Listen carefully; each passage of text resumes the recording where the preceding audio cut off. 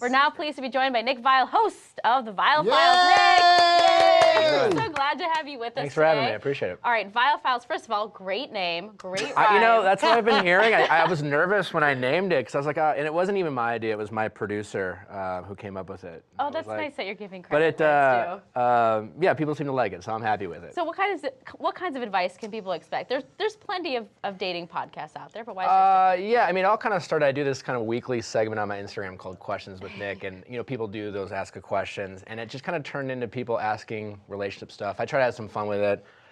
Maybe it's just because of my trials and tribulations when it comes to my own relationships, but I try to give kind of honest feedback. Is it things that I've learned for? People seem to respond well to it, so it turns out I have a bit of a knack for it. Those who can't coach, coaches don't play or something like that. So I try, we create a podcast out of it, and it's not just relationships and dating, but just just kind of interesting topics that are, whether it's like workplace structure, from a man's and a woman's point of view. I try to have a new guest host each week, and someone with a different perspective. So obviously, I kind of joke, I have the straight white guy opinion covered. So my guests so far have been, a variety of women and for professional relationships. I have Brad Goreski on as a co-host who offers another point of view as a gay man.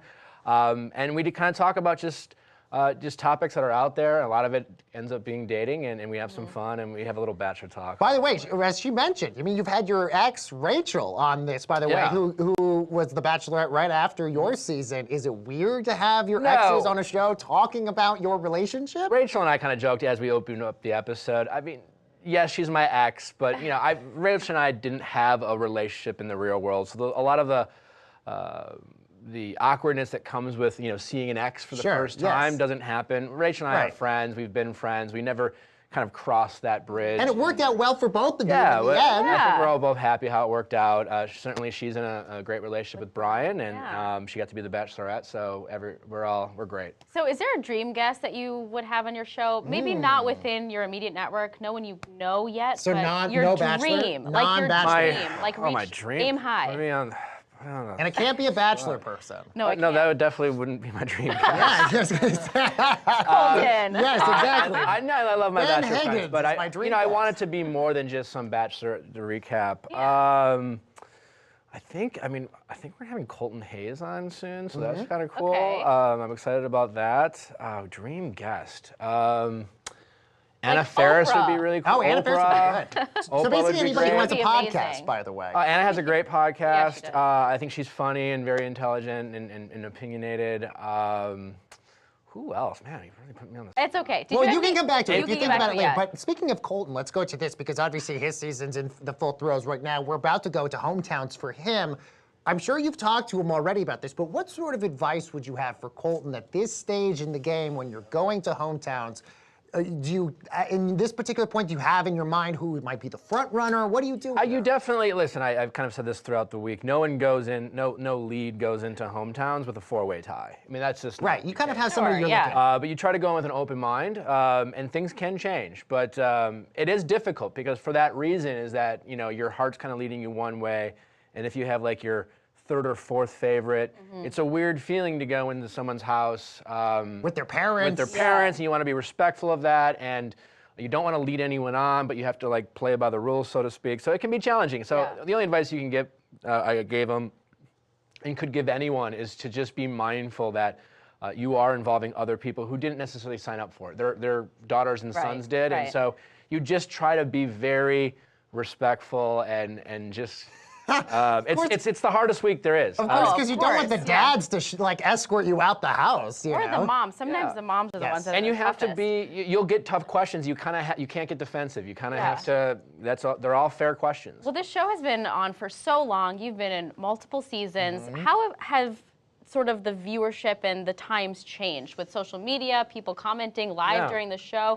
How do you think it's changed? It's definitely changed a lot, specifically with social media and the success of Paradise. I think Paradise specifically because now there's a bit of a playbook, I think, sometimes, or the illusion of a playbook for new cast members. They see the success or they see some of the other things that the predecessors have done with, well, hey, if I get sent home early, if I don't become the Bachelorette, I can always have a career on Paradise. And you can go on Paradise multiple seasons if you're, successful and you're relatable and the producers want you. And so I think within that can kind of affect the genuineness of the cast members. I think most people going into that before were just kind of like going for the experience, you know, and I think some people still are. I mean, yeah, you go for love, but truthfully, people go for the experience and they're open to possibilities. You just don't know. Right. And I think now, sometimes with the success of Paradise and social media, there's a bit of a playbook of like, well, I'm going to go on and I'm going to try to make X, Y, and Z. But from the Right, viewer's yeah. perspective, a lot of people, and Amy Kaufman at the LA Times, who wrote a big book about The Bachelor, has said in the last few days,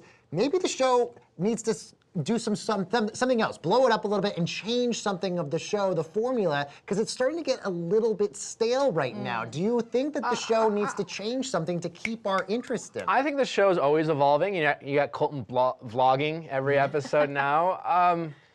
I think every season what I've noticed is people seem to always criticize the season. Every season there's always True. critics of, That's this is true. boring, Yeah. but they're all watching it. People love, right? And the formula has worked and it does work. And I think the show's always going to continue to try to freshen it up, but they're going to stay true to the recipe for success. And they're still winning the nights. They're still getting Yeah. good ratings. I think until that happens, they're not going to jump the shark. And it's also fun for people to pick their favorites, follow them on after the season's Yeah. over. And these people launching businesses too. You have your own essential oils line, Yes. Natural Habits. Yeah, really so why'd proud you of it. decide to And I launch want to that? smell this. What does this Well, smell here you like? go. Baker This loves is for smelling you. things. I've been using essential oils for about 5 or 6 I do years. too. I love them. My sister's a holistic nutritionist, and she turned me onto them. She's a part of our company. And it comes in 4 different scents. We have Take Rise, Protect, Center, and Release. What are the? We focus on blends, and we're USDA organic certified. So as a user, I have anxiety and I get headaches, and basically anxiety is why I started using them. It was a bit complicated for me. You can blend essential oils, as I'm sure you know. If you put them directly in your skin, you have to dilute them. We have organic jojoba oil, so we do that all in one. So like it's ready to go outside of the box.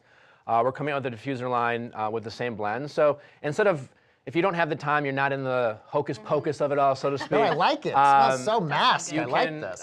we blend them specific things. Like, for example, our release is meant for anxiety and sleep and calming. Our center is focused on reducing headaches and mitigating them. Our Protect is an immunity boost, and our Rise is for mental clarity and just energy. So, yeah, it's a big passion project for me, and we're USDA organic certified, which is a big deal, and it's rare in the industry and something we're very proud of. All right, awesome stuff. That's Nick Viall, host of the Viall Files. To watch or listen to the show, search the Viall Files on iTunes, Apple Podcasts, YouTube, Spotify, Stitcher, We're all over. on demand, everywhere. Everywhere. All major platforms. Nick, thank you again for joining for us. having me. Exciting stuff.